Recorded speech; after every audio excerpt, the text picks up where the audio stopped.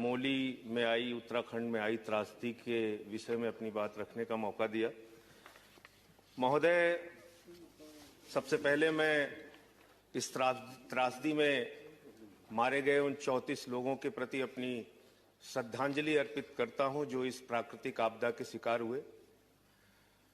वहां से जो खबरें आ रही हैं मान्यवर, एनडीआरएफ के जवान बहुत परिश्रम करके, दिन रात मेहनत करके जो लोग सुरंग में फंसे हुए हैं उनको बचाने का प्रयास भी कर रहे हैं।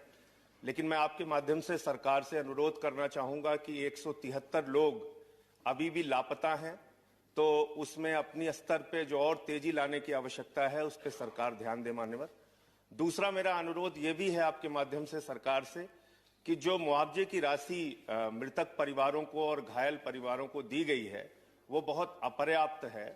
2 लाख राज्य सरकार की ओर से और 2 लाख केंद्र सरकार की ओर से अब तक घोषित किया गया है। ये राशि कम से कम 25 लाख रुपए होनी चाहिए और राज्य और केंद्र उसमें कितना कितना सहयोग कर सकते हैं वो देखने की आवश्यकता है मान्यवर।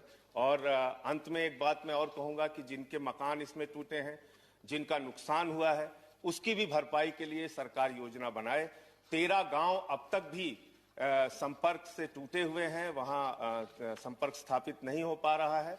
और इस मौके पे मैं आपके माध्यम से सरकार से ये भी अनुरोध करना चाहूंगा, विकास तरक्की हमारे देश के लिए निश्चित रूप से जरूरी है, लेकिन जो नदियों का प्रवाह रोककर बांध बनाए जाते हैं मान्यवर, उसके कारण से भी ये आपदाएं आती हैं। प्रोफेसर जीडी अग्रवाल जी को मैं श्रद्धांजलि देना चाहूंगा इस मौके पे, जिन्होंने इस आपदा में अपने इस आपदा को रोकने के लिए लड़ाई लड़ी थी और अपनी शहादत दी थी। धन्यवाद मान्यवर।